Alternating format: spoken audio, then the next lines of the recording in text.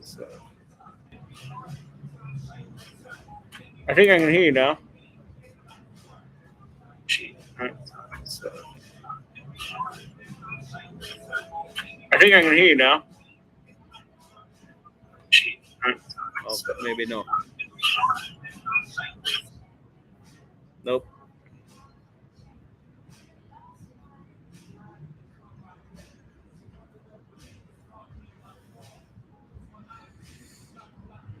Are you sending me a YouTube video?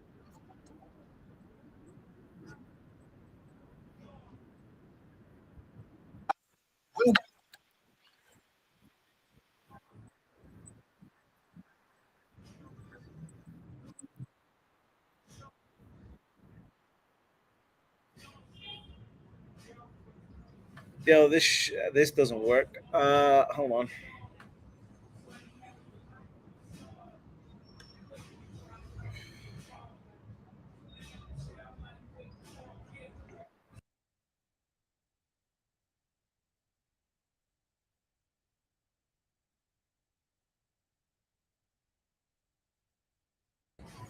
Okay, Steve, can you hear me?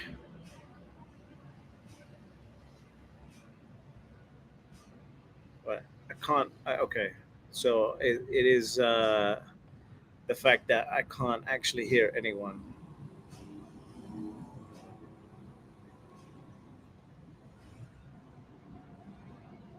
Chris, I guess we should have tested this first.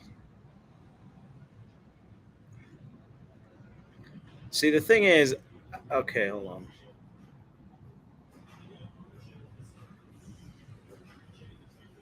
At this point, I'm pressing buttons.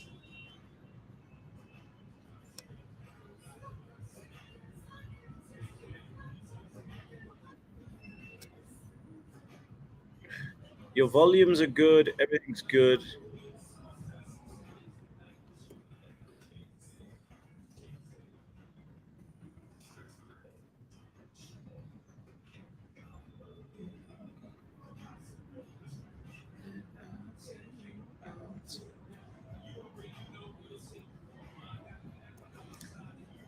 So I'm speaking to their support. Apparently, they're going to give me exactly. Oh, I think I figured it out. There you go. There you go. Can you hear me now? God Can you hear damn. me? I can hear you now perfectly. All right, cool. What's going on, brother? Feeling bullish. As fuck.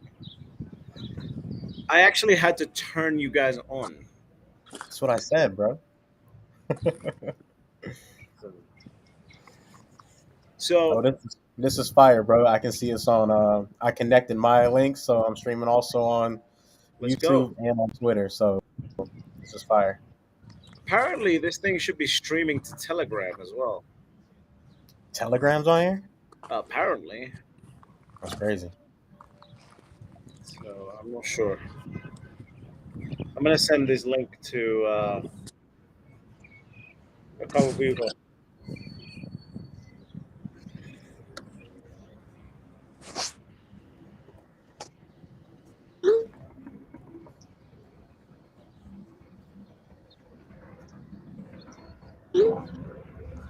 Steve, can you hear us? Yeah, I could hear you. Perfect.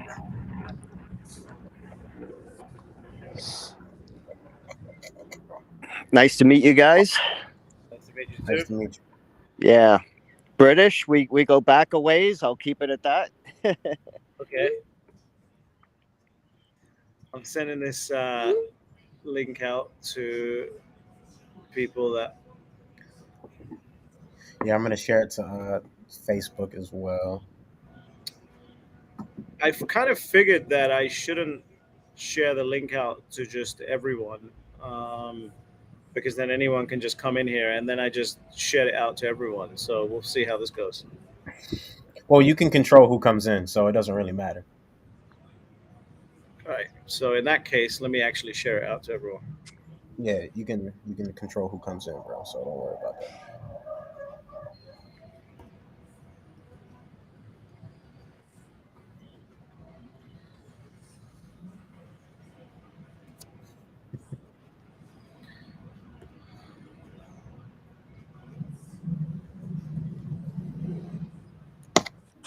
I just did a podcast recording.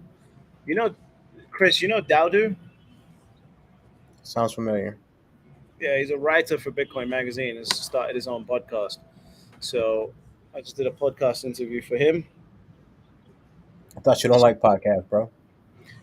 I don't mind being interviewed. I don't like my own podcast Okay, no problem. because I typically like somebody to argue with.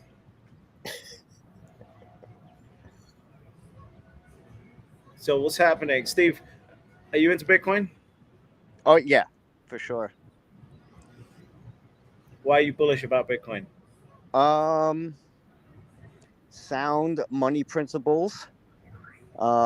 Clearly, it has a cap on how many, and all the reasons everybody else is. It's easy to secure, transport, and just let it be. Just hodl. Yeah, I think it's very important. Like people just follow the 3 steps, buy Bitcoin, shut the fuck up, and get fabulously wealthy. Yeah, yeah. Yeah. I got into it in 2017, and dabbled with other alts for a little bit, and then I was like, let's just keep this simple. You know, it's mostly Bitcoin, and it's just accumulate, and that's it. Chris, what about you? What's your Bitcoin origin story? Bitcoin origin story. I used to work at Hilton, selling vacation packages for timeshare back in 2016, 2017. I didn't know much about Bitcoin back then, but I was actually, instead of taking phone calls, I was actually buying Bitcoin, and I bought Tron and made some money off a bunch of shit coins, but I didn't understand it back then, And it was $500 to like $1,000, and I was like, I'm not paying $1,000 for this shit because I didn't understand the technology. You feel me? And then I bought some of it. I actually and that was actually back when USI Tech, they got a lot of people, including myself, for Bitcoin. But actually, I was actually at we had a Christmas party, right? And all my friends, I was actually talking to all my friends about Bitcoin and all the crypto, but I wasn't as well versed as I am now. But during that Christmas party, bro, we were all at this Christmas party at a Hilton resort, and I remember like getting alerts. Bitcoin was hitting $20,000, bro, and everybody was super hyped. Everybody was super paid, and then it crashed after that. But it was really, I got into it when I was working at Hilton Grand Vacations, and I was instead of booking deals, I was just buying a bunch of shit coins and buying Bitcoin, and pretty much just, instead of taking phone calls, bro, I was just buying Bitcoin, bro. What what type of shit coins were you buying? Like I said, I was buying Tron. I bought Litecoin. To be honest with you, I can't remember all of them. I'm sure I can log into some of the exchanges and look at what I was buying back then. But I was really buying Ether. I was buying Ether, Bitcoin, like the top coins. I remember buying Tron because I put like $80 into it, and I remember that shit went up 10x. So I remember making $800. But because of the exchange I was using, it was Gate.io. They wanted me to send my ID and all this shit, so I couldn't even withdraw the money. So I remember like not even taking calls, sending pictures of myself on my ID on a piece of paper and trying to like get the money off. So it was a bunch of shit coins, bro. But I made some money back then, bro. Well, that's good. As long as you made money and put it into Bitcoin, that's the main thing. But yeah, I got educated after that. Hell yeah. There you go. What about Zen? What about Lou? What about Howard? And we've got Rock. I don't even know how to show everyone. Why we got no cameras? How come me and you only one with a Yeah, how camera? come there's no cameras here? I'm shy.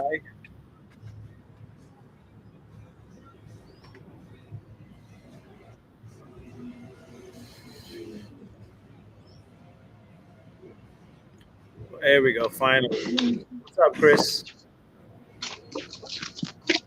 Nice to meet you, Howard. Nice to meet you, Chris. Oh, how you doing there?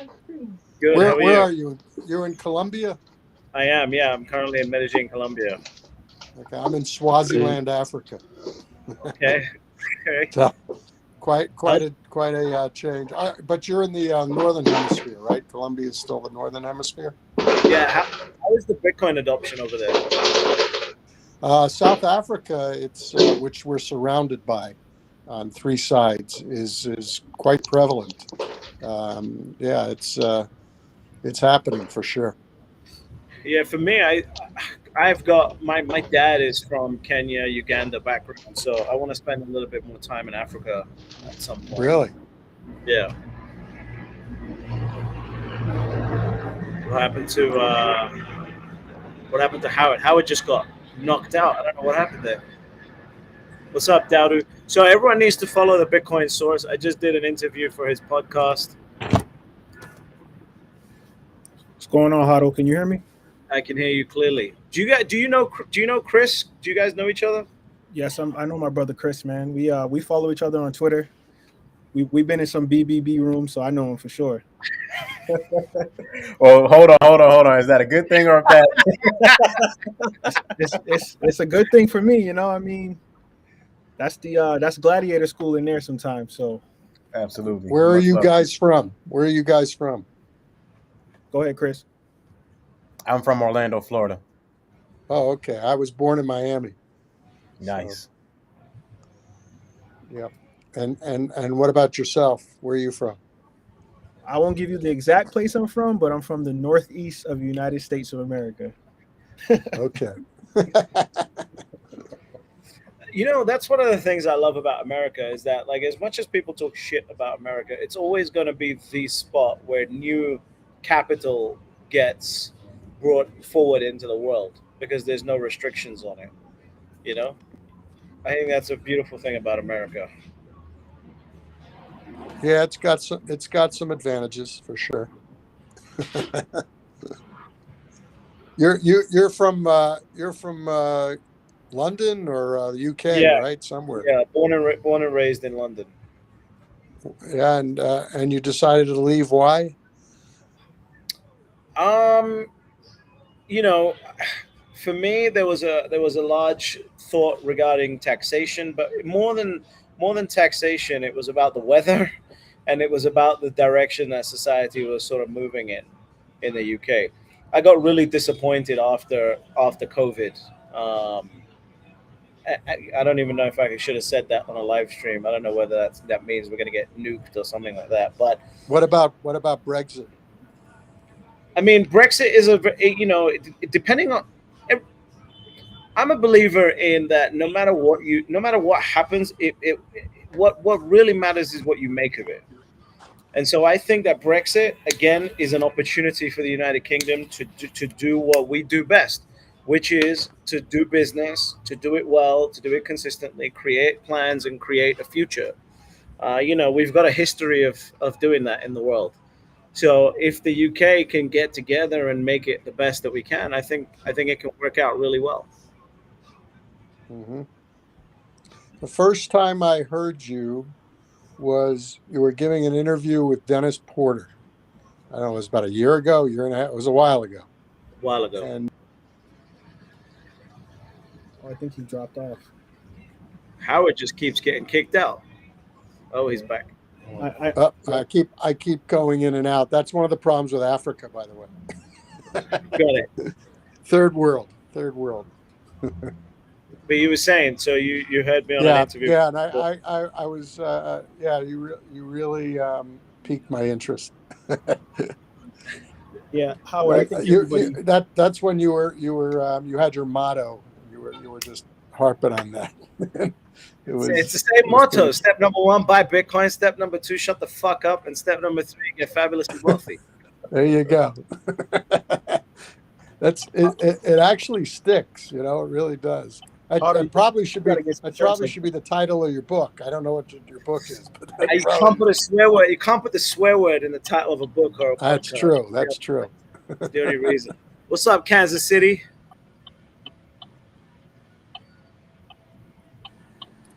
What's going on? Doing fantastic. How are you?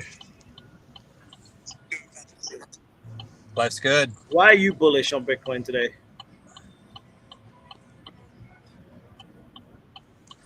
Why am I bullish on Bitcoin?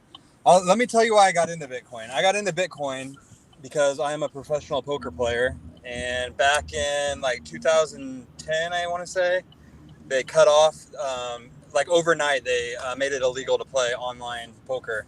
So they made it illegal for the banks to allow you to play online poker. So I got out of Bitcoin because of necessity.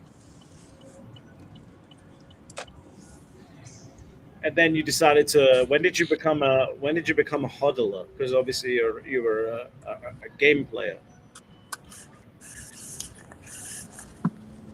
I'm freezing. He is freezing out a little bit, huh? Oh, he dropped out. Hey Lou, are you with us?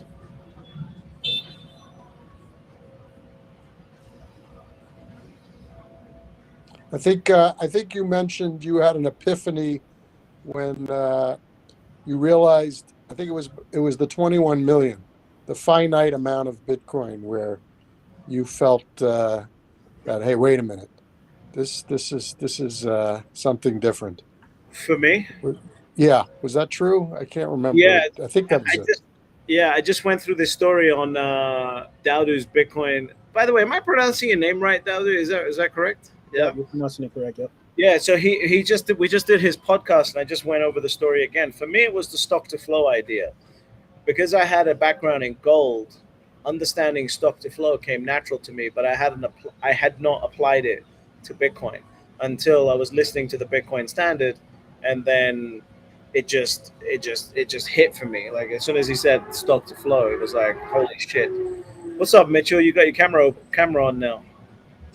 Yo, British, what's good, man? Nice to meet you. I've been following you for a little bit. Nice to meet you too, man. So what's your Bitcoin origin story? Well, I was skeptical. Like I was focused on QE for a while, like many years. I kind of forgot about it. Then 2020, I had a big cash pile, and it kind of woke me up.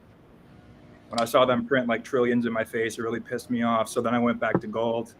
Within a year, I found Bitcoin, and I like converted it all. So Has everyone here got a little bit of a gold background, or is that like does everyone have experience with gold? Gold. Well, I bought gold. I bought gold because, unfortunately, in Africa, you didn't really have the ability to buy Bitcoin easily. I couldn't get on exchanges properly, and so I was a gold bug for a short period of time, and then I was able to finally get on a quality exchange, and that's when I, went down the rabbit hole. Unfortunately, it was during the height of the bull run, and I allocated a significant amount, in the 50s and 60s. So, but that's okay. In the end, it'll be fine. And of course, picked up quite a bit, down at the lower levels. So kind of evened out. Yeah, that's the thing. So if in the 50s and 60s, the good thing about it is you get an education in this cycle. Oh, Whereas for sure. everyone else who buys in the bottom of the cycle has to wait until the next cycle until their education comes. That's typically how it works with this sort of stuff. Yeah. So, I wanted to ask you something, brother. There was something that you always did when you were still like anonymous, which was you always talked about your watch collection, right? And did you liquidate your watch collection to buy more Bitcoin, or do you consider why you gonna do this to make me not look like a maximum? That's what it is. I'll bet you I could answer that for him. He's probably got his favorites, and he's not going to give those up because he's married to them. But I'll bet you the ones that were just purely as an investment, he probably got rid of. Am I right? Yeah, you're absolutely right. It's like that story. No, I never heard it. But that's what I'm thinking. Yeah, no, that's absolutely right. So all the Rolexes I had, I dumped because I don't really care about Rolex. And then my collection, which had Patek Philippe and FP Journes in them, I still have them. Right. Which is kind of crazy. That makes sense. Yeah, every time I look at them, I'm like, well, this is X amount of Bitcoin, and it pisses me off because within 20 years, I don't know how much that's going to be worth. It's like, well, what do I do with this? You know. Smart. Do you guys like watches? I love watches, man. Chris, I see you shining, brother. I seen you. I was like, Chris got some watches too, man. I only got one, and I like Rolexes, and I want to get a plain Jane, but yeah, I only got a Rolex because you know what? Like I've been talking about in the past, I used to buy a lot of designer shit. I used to buy a lot of shoes. I used to buy a lot of clothes because and I'm a recording artist. So you got to be fly to be a rapper, and that's how it is. So I actually and I have a 13-year-old. My son's gonna be 13 this year. So when I got into Bitcoin, my mindset changed on all these materialistic things. So I don't buy Gucci no more. I don't buy Louis no more. There's nothing wrong with buying those things, and I can afford those things. You kind of look like Richard Hart, actually. I thought that was you. It's the shirt. It's the shirt. Oh, it's the shirt. Yeah, it's the shirt. By the way, what's happened to that guy? He was all over the place, and now you don't see him at all. Like is he hiding or what's going on? I think he should be worried about regulators at this point. You would think so. Yeah. I think they're going to nail all these guys. I think they're all going to come down. As they should.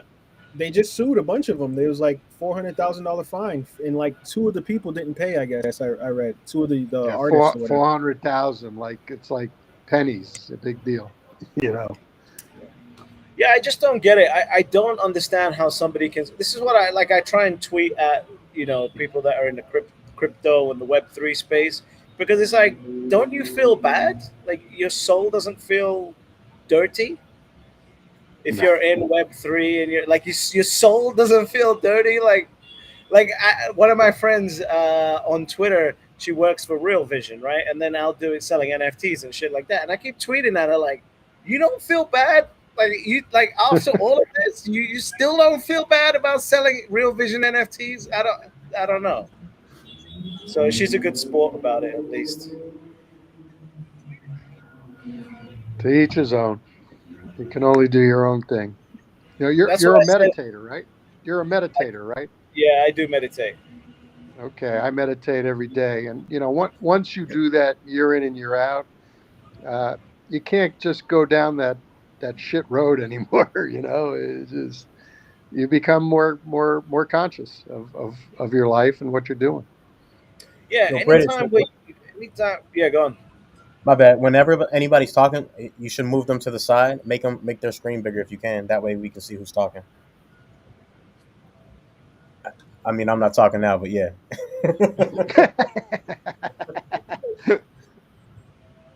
All right, I'm gonna try and keep an eye. I'm not good at production as well as everything else. So you're gonna have to bear with me. It's my first time. Mitchell, what's your story? Me. Well, I served in the military for a little bit. Now I go to school right now in the Northeast at a pretty good, well-known school. So that's about it. Gonzaga. Where you at? No, it's No, I'm teasing. Honestly, I study economics at the Ivy, and I totally hate it because it's all fiat Keynesian bullshit. Yeah, it's a lot of people do feel that way, that study economics at school. It's like, yeah. I studied business studies and economics at high school. No, well, I don't know what you guys call it in the States. It's like the 2 years before you go to university. We just call that high school in the UK. And I studied business studies, and I had a business at that time when I was 16.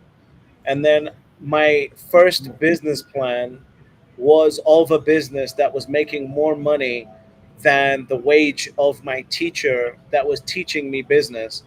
And she picked it up, looked at it, and said, "Who's going to buy shit from you on the internet?" and threw it back in my face. This was a business plan of a business that was making more money than she was.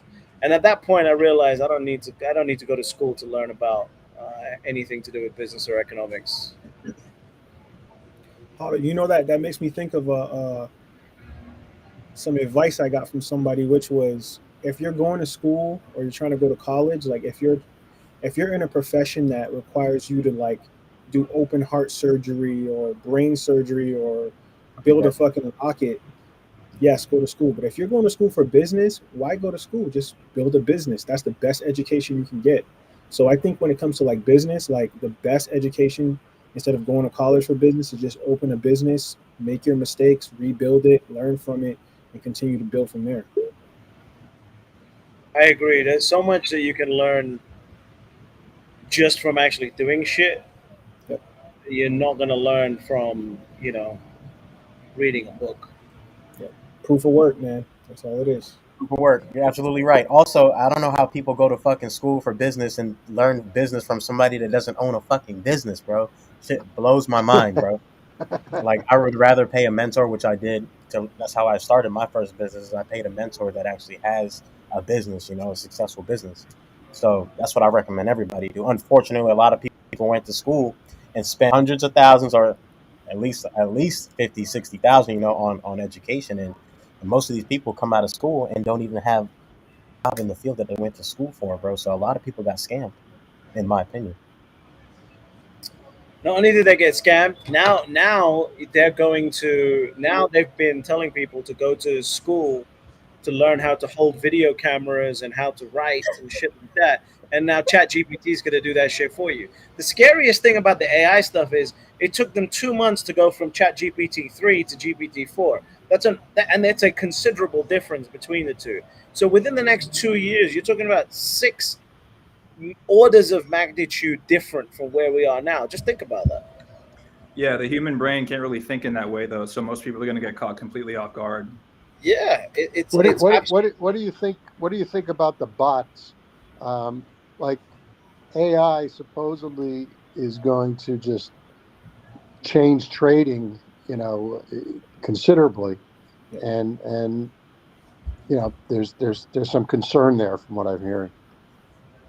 Yeah, I think trading, you're being stupid trading anyway. But that's my opinion. I'm not a trader. I think trading is incredibly stupid when 95% of traders lose money. It's true. What's up, VP? Who's VP? Tell us your Bitcoin story. Well, I just met Oliver Velez, your friend. Of course. Excuse me? Of course. Oh, yeah, your friend. And he was opening a Bitcoin club. So I got in, and after that, I was looking for more information about myself. Well, about Bitcoin, but by myself. And after that, I fell in love with Bitcoin, and I buy a lot of those satoshis to get the Bitcoin. Mm-hmm. Whereabouts are you? Where are you from? Mexico. Oh, okay. Mm-hmm. Which part? Leon, Guanajuato, where the mummies at. You know about the mummies? Yeah, yeah, I think so. Okay, very cool. Mm-hmm. Yeah, listen, I think the AI stuff is quite scary. Like, especially for young people that have been told that your entire job is going to be all creative and this, that, and the other. My friend Jason Williams put up a Twitter picture of Donald Trump being arrested by New York police, and I thought that shit was real. Yep. Well, so he wasn't arrested. Me He too, wasn't bro. arrested today. He wasn't arrested, or he was. He was not. This was an AI generated photo, and it looked as real as you could get. I can share the photo because I shared it as well. Yeah, But Hado, there's a trick though, right? That I learned with the AI stuff, at least for right now, but it's probably going to be rapidly better in a few months. But how you can know is like when you look at like someone's shirt, or like if it's a police officer, the words will be misspelled. Like it won't say police, it'll say something weird. So that's how you'll know it's AI. But like you said, the iterations of this is going to build so exponentially that within 4 or 5 months they're going to be able to fix that, and then you won't be able to tell the difference. the scariest one for me that I saw was there was a group that created a bunch of, excuse my language, I know there's a lady in the room, but a bunch of AI hoes to work on OnlyFans. Like, Image like pictures. yeah, but like imagine how quickly that turns into video, and then imagine how quickly you're talking to ChatGPT, telling ChatGPT all your pillow secrets, and then it's sending you videos of your favorite type of feet. Like what type of world are we going into? Can you see my screen? Hold on, let's see. Nope. Okay. No, You have to accept me sharing my screen, but I have it pulled. all right, hold on. How do I do that? Oh, okay, hold on. I see you. Okay, cool. There you go. What is that? Chris, can you zoom in on that?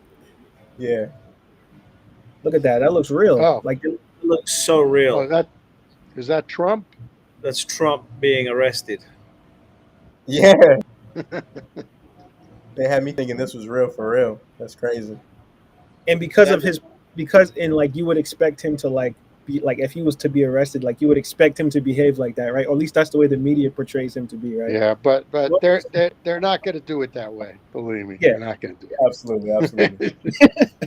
They have a ton of different versions of him getting arrested. So it was like if you didn't know, then and you just saw the photos, you would think he really got arrested. Because I got caught because I was like, well, this guy likes drama, so obviously he's gonna get arrested right in the middle of Times Square. Like where else would Trump get arrested besides right in the middle of Times Square, banging his fists on his chest?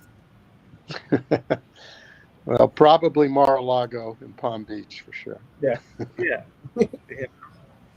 So no, this AI stuff is extremely, extremely weird. I don't know what's going to happen over the next year or so. It's going to be quite interesting.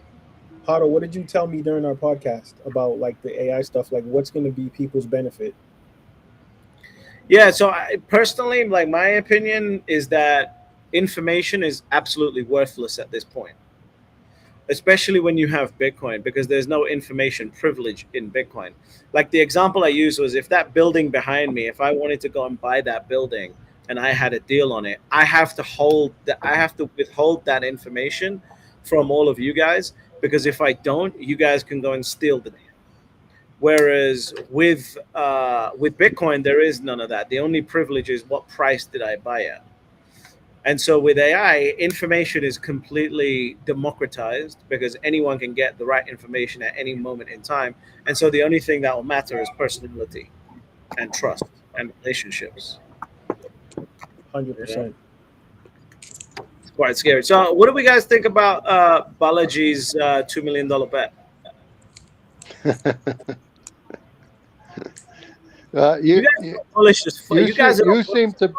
You seem to be very positive about it. In other words, positive in that it could happen. I think most everybody else, including him, doesn't think it's going to happen. But he's making a point. Let's face it, and he could afford to make the point. It could happen really easily, like some very very sophisticated wealthy people, if they really focused on it and they went in hard at one time, like they could push the price much more than people imagine. Well, didn't we talk about this? What was that, Dowdy? I said this is what we were talking about when I was talking about moving the needle. Like if Apple or some company says they're buying Bitcoin, it's they have like hundreds of billions of dollars, like, you know. It is. Well, I think it's the easiest thing on earth to do that. If you look at that S curve, supposedly when we start hitting that vertical, it's straight up. It's just straight. It's going to mull around a lot. Like people aren't going to take it seriously until it gets repriced, like extremely violently. Right, but then that is a likelihood. As Foss would say, that's the gamma squeeze. Right? And that's very possible. That's why you don't want to be on the sideline. You don't want to be trading. You can't be. I mean, like the past few days, I've been reaching out to people trying to like reinforce the point. People I'd talked to previously, and they're really not that interested. Like 99% of the population, like where I live, they don't take it seriously, or they might have a small allocation, like million Satoshis, a bunch of Doge or whatever. Like they're not focused on what's actually going on and why it's important for like ensuring your savings. They don't really. I can't get family at all. I have very, very bright family and wealthy family. They just, I can't, I've tried every which way. somebody came up with, I thought was a really neat answer, was tell them, don't worry about it. You don't have to buy any. It's fine. I've got so much that I'll take care of you when the time comes. And I thought that was a great answer. I thought that was a That's great really, answer. I've been thinking about that the past few days. Like I got several family members. I got to set them up with like Trezor, wallets, all that. Like they're good, but for everybody else, like I'm already stacking for them. That's the solution I came up with when Bitcoin was $9,000. I basically told myself, I was like, well, I'm gonna have to take care of my parents' retirement anyway, and so I get to make a $9,000 bet that their retirement is absolutely paid for forever. And I was like, all right, well, here we go. So I bought enough at $9,000, and hopefully that will pay for their retirement and add some spending money because now they own their own Bitcoin, so they're maxis themselves almost. They own a little bit of stupid real estate, which they didn't get rid of when I told them to. So we'll see what happens. Well, real estate So I've been, portfolio can be, it's hard to get rid of if you're really attached to a certain property, like maybe you've spent significant family time there. You know, you can't just liquidate these things on a whim. Like you might as well just borrow against it and acquire under the 200-week moving average and hold it. That's exactly what we did for them. It was above the 200-week moving average by the time they decided to act, but that's exactly what they did. They bought one Bitcoin for every property that they own. It's okay. Like as long as you don't need to get liquidated, if you don't need the liquidity immediately, like none of these prices really matters. If you can hold it like 3 full years or even 10, which is ideal, like you're gonna make out like a bandit, really. I've been looking at the charts, right? And I used to talk shit about TA, but the charts are. Yeah, I see you trying to convince people that TA is a real thing now. I mean, it is because you're saying the 200-week moving average. That's technical analysis, bro. So we gotta be knowledgeable of what's going on. But I've been seeing that the volume over the last week, 2.2 million Bitcoin have been bought in just the last week, and the volume is way more than there was in the bull run that we just had. So I think a lot of companies are accumulating. I think a lot of people are accumulating and not talking about it. And I think it's going to be a bigger explosion. And I think, this $2 million bank issue, the bank issue is huge. It's huge. Absolutely. I think that the $2 million price, I'm sorry, the $1 million Bitcoin price is possible, but it's not probable in that time frame. It could happen, but I mean, I want it to happen, of course, but it would have, I don't know, anything can happen, right? Because everybody doesn't think it will happen. It might happen, because that's what Bitcoin loves to do. Bitcoin does the unthinkable every time, all the time. Even when Bitcoin was at 19,000 just a couple of days ago, and everybody was short, I was like, yo, everybody is short Bitcoin, and I already know they're going to get smacked up. And what happened? We pumped like 10 grand in like 3 days. So, and of course, I knew that because I was watching the charts and I was looking at the volume. So I used to hate on TA, but TA can help you make some money. So, hey, and just the opposite, of course, it could retrace, back down to 20, no problem. But you just don't know. Under 20,000, there's not really a lot of sell liquidity. Like people in the street, even a lot of people in the space, they're not paying attention. Like 60% of UTXOs haven't moved in a year and 28.5% haven't moved in 5 years. Like these metrics are going off. Like we're setting up, like this is going to be a massive foundation for a monster move. I'm really convinced of it now. The FOMO's in the beginning. Even with this 80% price bump, the amount of coins not moving has increased. Like this is extremely bullish. Like the last time this happened, this was in like 2015, 2016. So you don't think though, to play devil's advocate, that the market crashes, to 3,200, the S&P 3,000, whatever, that it's going to affect the Bitcoin price? It's got to. No. And I think it absolutely will. The problem is, like, it'll be very brief though. Like, if you can withstand that for a month or two, like max, like it'll rebound, especially if there's a liquidity injection. Sure.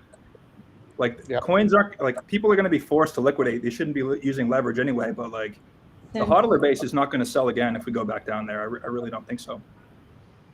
The part that I found confusing was that everyone was like, okay, cool, we've got a banking crisis, so we better sell our Bitcoin.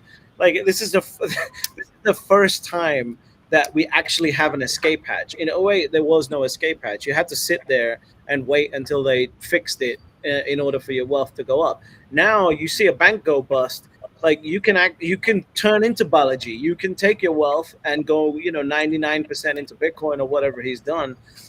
That wasn't around back in 2008. That's new.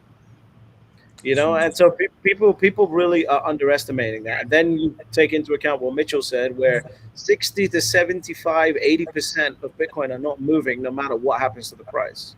Yeah. That's Like true. the price will get set on the margins all day, but fundamentally these coins are moving, and it's only going to increase. This is with like less than 1% of the population being seriously concerned about it in any way.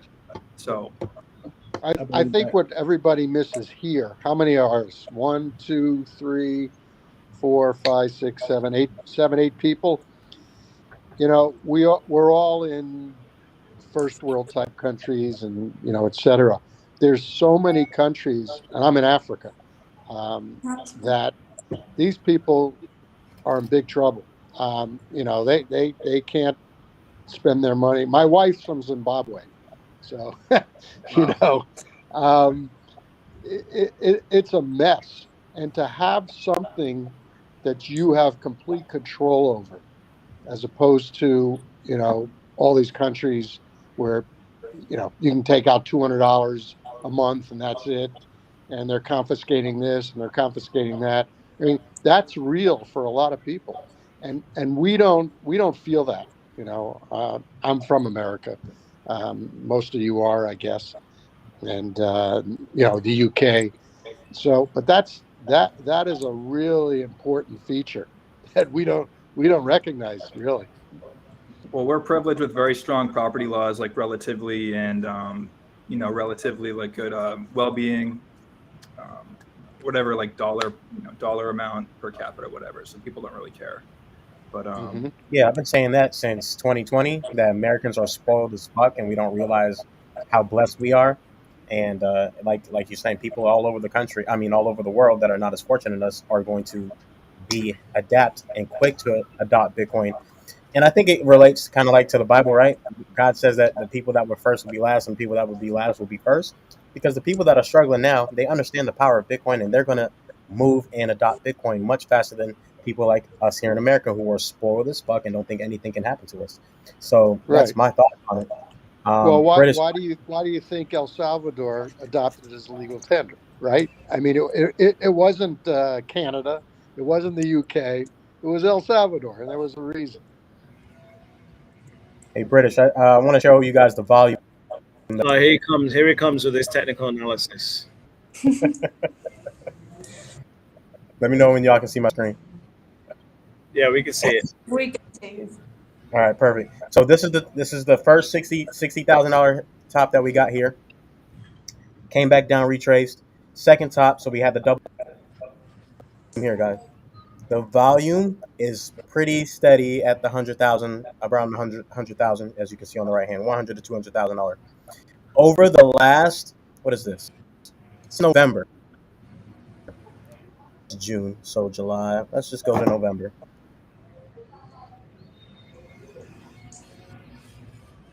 We started in July. Look at all this volume. Look at all this volume, guys. Look at all this buying. Look at all this selling. This is more than the entire bull market when we hit 60,000 twice. This is way more volume. So a lot more people are buying and selling, but I think there's going to be a lot more buying. And like one of you guys were saying, I think it's going to be a massive, massive move because there's less than 21 million because, some people lost it. A lot of people lost their Bitcoin from back in the day. A lot of people are losing their coins now, right? A lot of people forget their private keys. Some people sell their coins to whales that are never going to sell them again. But this volume, it paints a picture about what's going to happen, in my opinion. So I just wanted to share that because you can see even when we what is hit the volume in? If you don't, what is I the volume in? Is wonder it if that's USD or Tether? institutions. Is that institutional volume? You think most of it? I would assume so. I Because think that might be Binance free, zero trading fees on Bitcoin. Well, this is 600,000. This is up to 600,000 people Bitcoin being bought each. This is the daily chart too. So this is a daily chart. So each day It's just a lot of Bitcoin being bought up, guys. Right. Yeah, But plus, who's to selling? mention, But we who's have another selling it? supply shock coming in about 1 year with the halving, plus the HODL rates are off the chart. So, I mean, if there was a significant amount of demand, like serious, like tens of billions, like 500 million, $600 million market buys, if they started coming into the supply shock, like it's gonna move. That's what I was saying on Dowdu's podcast earlier today when we recorded. It's like, everyone thinks that the retail market is what's important. Not anymore. It's we're at the point where the retail market is going to be irrelevant very, very soon, if not Retail already. They have no money. Yeah, like most wealth is most wealth is managed, and so at this point, you're playing catch up. Like if you're sitting there on the sidelines wondering, "Oh, should I bother learning about Bitcoin?" You're fucked already. Like They will buy these bags. They will. Well, absolutely. I Because think when really they rich do people, they care approve about an money too. ETF, Like, I'm sorry, go ahead. I think when they approve an ETF, it's just going to be humongous. I mean, a lot of people don't, but I mean, you're talking these registered investment advisors have. He keeps getting knocked out because of his internet connection.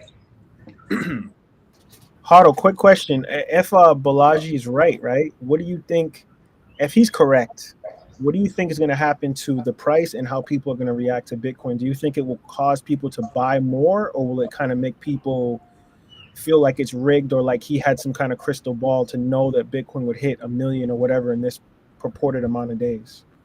I think the Balaji bet is going to be one of the most important things to happen in this cycle.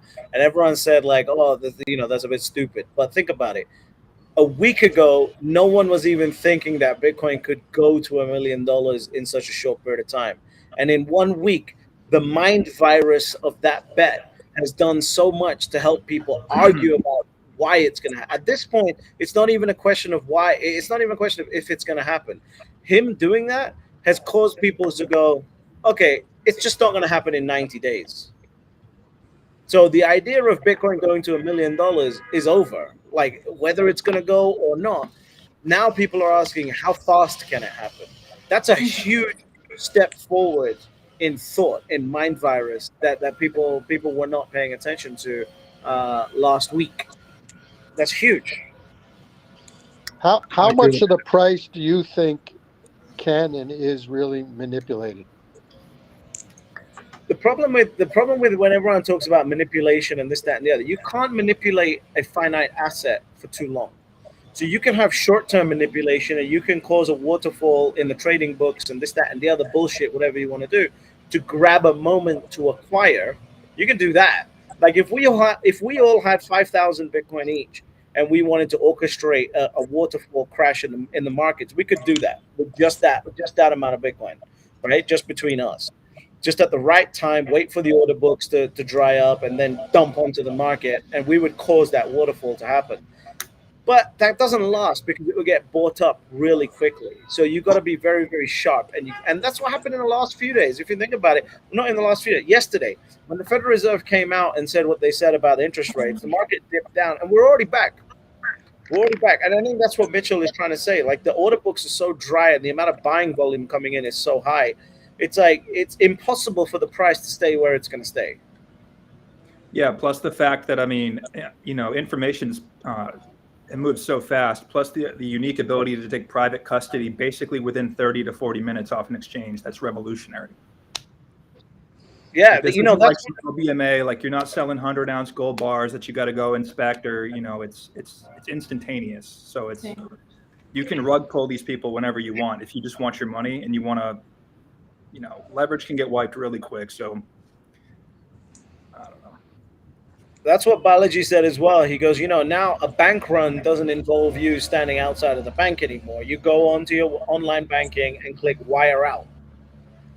That's how a bank run happens now, right? So that's also fascinating. Like we've never been in a situation where a bank run can happen through an iPhone. And pretty quick. And very quick. VP, I don't know whether you want me to say your name or not, but what's your thoughts about Bitcoin in Mexico? In Mexico, well, my friends think I'm crazy. All the people around me think I'm crazy. because they think like this how do you say, fraud. So they think Fraud. Bitcoin is Yeah. a fraud. So they do not understand. They think, well, they see something is going on because we all together watch the prices increasing. Increasing. Yeah. So Increasing. Yep. we know something is wrong, but they do not know to how to get how do you say, how to get the other part of the inflation, you know. O sea, they do not know that bitcoin I'm sorry, Tranquila. bitcoin does. We understand you. Go ahead. Okay, let's go. They do not know that bitcoin is against inflation, you know. Yeah, They don't it's know the gain, deflationary. but they do also, they understand that prices are increasing a lot, also faster than ever. So they think I'm crazy. I do not trying to convince them, because you know also I talk to them with I talk to them by Bitcoin, but I don't try to convince them because it's not my responsibility. You know, my responsibility is to be um, getting Bitcoin, Satoshis, and everything. But if they do not want to see what's going on, or they don't want to study, or they don't want to know, so it's not my responsibility. So I Absolutely. just talked once with my friends about Bitcoin. They don't want it, so I'm not going to insist with Bitcoin. And for my family, I know my father and my mother doesn't understand very well what Bitcoin is, but I forced them, literally, I forced them to buy Bitcoin. I was like, okay, I don't know if you understand or not. I don't care. So you, right now, you're going to buy Bitcoin, Satoshis. I don't care. So that's maybe they don't know what's going on because it's too close. Also, well, Bitcoin has not exploded yet, so they don't know yet what's going on and why I made them buy more Bitcoin. You know, so What's the I inflation rate? What's the inflation rate in Mexico? 7.8, 7.8, So that's the something like that. CPI. Is that the Excuse me. CPI? Is that what you would consider the CPI? Like we call it the CPI. That's the government inflation number. Is that the Yeah, government inflation number? it's the government Okay. inflation. So Yes, there, it is. in reality, it's probably twice that, like it is in Yeah, Yeah. America. yeah. So the Yeah. real number is more higher. So Right, but I would have thought it'd be higher. So it's kind of similar to America. It's not that much higher in it's not America. much. They hide Yeah. the number because they know the people it will scare. You know, so they hide the number. So that's my story, and that's in Mexico. I have a few friends, just a few friends that they listened and they are like, okay, it sounds like how do you say, it sounds good, well, sounds, how do you say, Makes sense to them. Makes It makes makes sense. sense, sense. makes Yeah. sense what are you saying. So I say to them, do not invest in Bitcoin just because me, also because Violeta say that invest in Bitcoin. You have to learn about this because this is will be the future, and it will be for great humanity. So you have to learn about this, and then I know they don't look for so much information, but well, a few of them are just literally like five people. So there's five plus me, plus my mom, plus my dad, plus my husband. So no, it's not a lot of people, you know. So they don't understand, and they say, well, in Mexico it's funny because I say to them, you have to invest because they want immediately things, you know, the phone, the car, everything, the clothes, everything. No? And I say to them, you have to invest and you have to invest in Bitcoin because it's a little bit of risk. O sea, it's not a lot of risk in investment. So they say, no, later. And I saw them with two cars, new cars. And I was like, okay, maybe don't understand what I'm saying. And they say, I need a new phone. And I was like, you don't need a new phone. So you need to invest. But they don't realize, they don't care. So I just I just did what do I supposed to did once. So I tell them, and it's not my responsibility. So I don't care no more, you know. But It's it's kind of it's it's kind of it's kind of crazy that you know Bitcoin in this cycle came down to the point where not buying an iPhone could mean that you had a tenth of a Bitcoin, right? Like that shit's crazy to me that we were even at that point where not buying an iPhone would give you a 1/10 of a base, $1,500. Like it's insane. it's a lot of money. So it's yeah. Remember when we were in these clubhouse rooms for like 2 years and 2 years straight?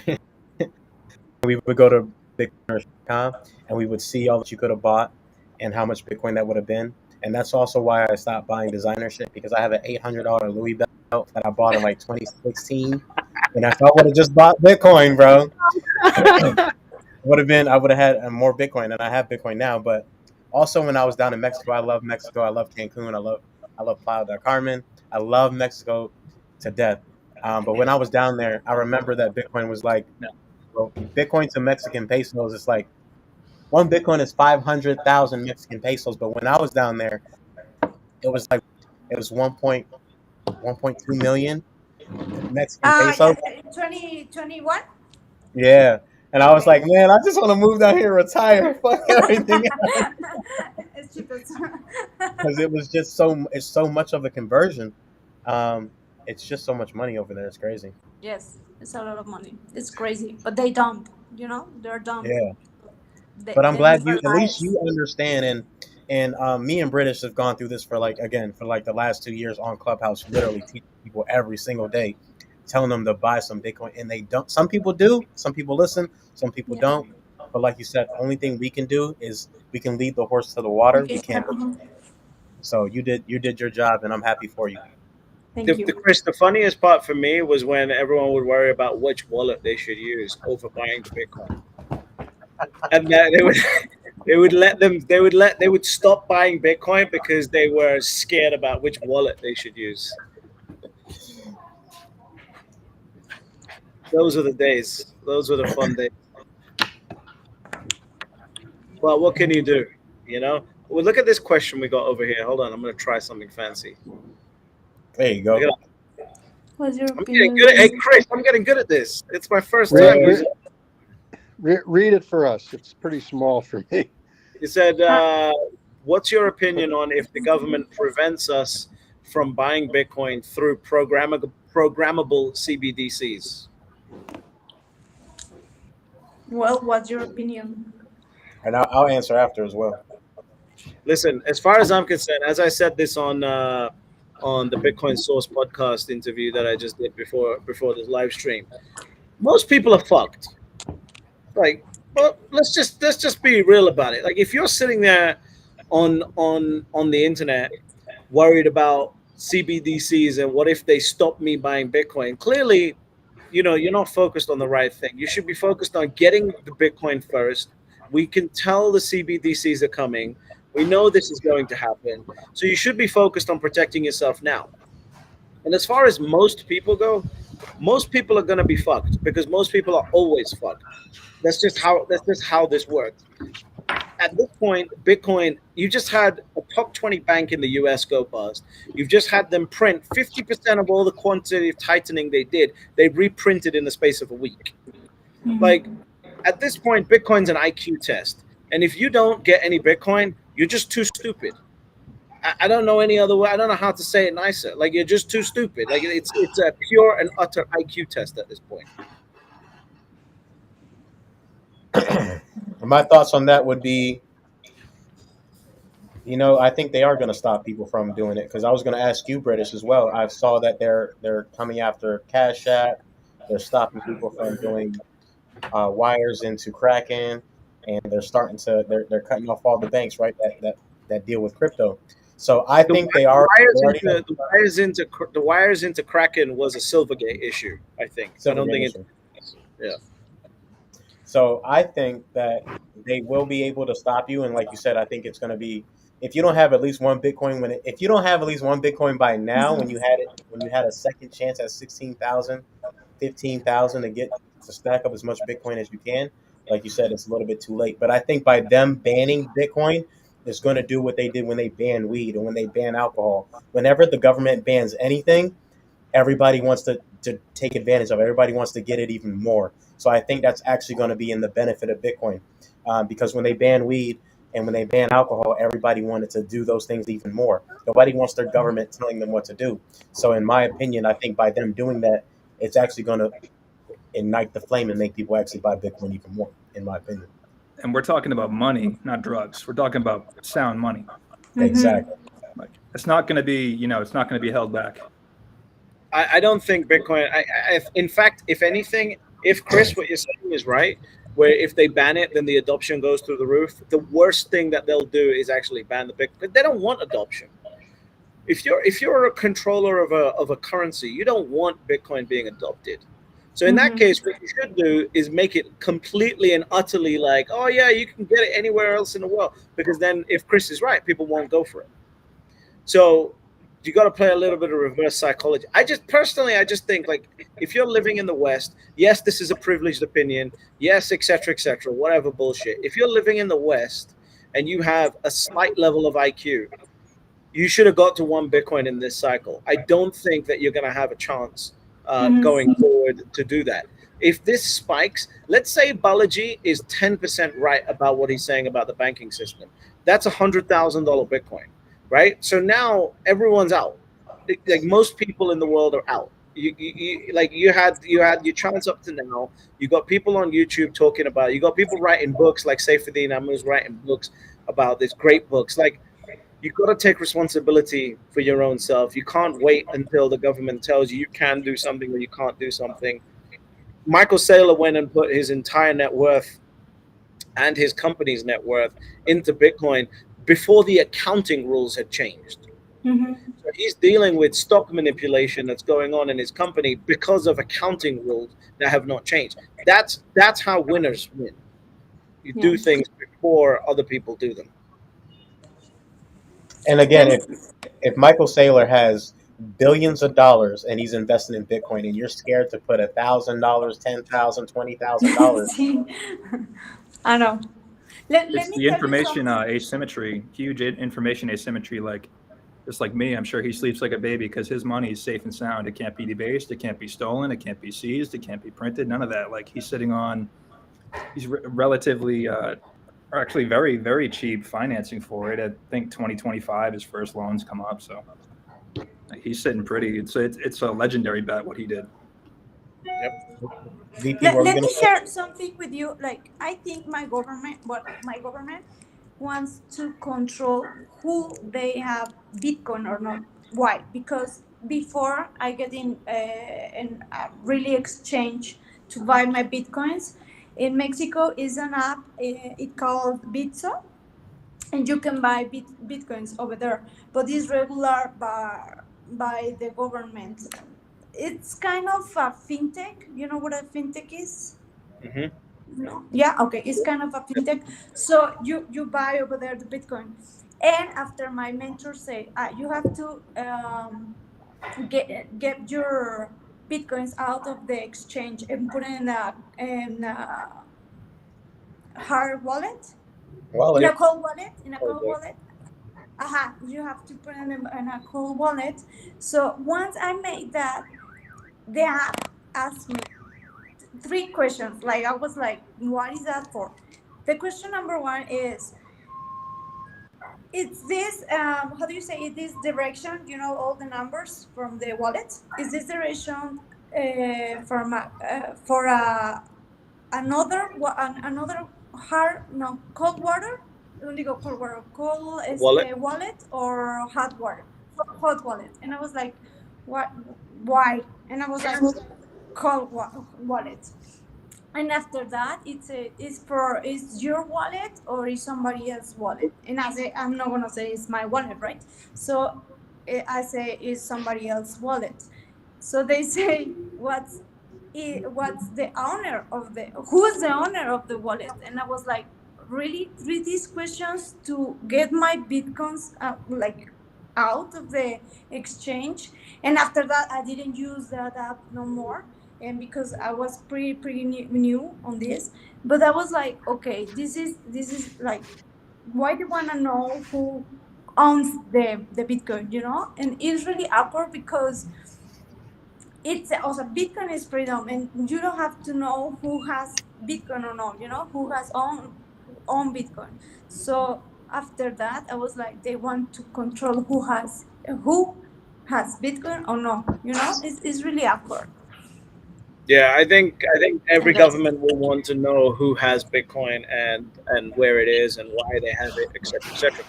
A friend of mine here in Colombia, I was at the gym and he said the moment he got pissed off with the banking system was when he went in there to take $30,000 or $40,000 out so he could buy a Rolex, and they started asking him, why do you want your money? But the one, This is ridiculous. Like for a bank, before they wire you your own money to ask you what do you want money for is absolutely crazy. But this is what happens. yeah. So I guess as far as CBDCs go, stop being such a pussy. That's the answer to that question. I think. All right, guys. I think this was fun. Hey, Chris, thanks for telling me to do the live streams. I appreciate it. Absolutely, brother. I think this is dope. I think we should do this more often. And I think this was a great hour that we had just talking and chatting. And, every day we get, or whenever you want to do it, I'm down to do it. So much love, brother. I just don't like scheduled things. Yeah. Like I don't like doing a podcast. I don't like I'll be interviewed on a podcast. That's fine. But me having my own podcast, I can't do that. It's not my personality. So we can just do these as and when. But I kind of like these. Next time we'll plan it a little bit further so we can have more people jump on as well. I know everyone's favorite American Hodl was about to jump on maybe like 30 minutes ago, but he hasn't come in yet. So we'll get him next time. All right, guys. Well, have a beautiful afternoon. I'm going to finish this cigar and go for some lunch. And then I'll probably be shit posting on Twitter again. Mhm. Thanks, Bye. everyone.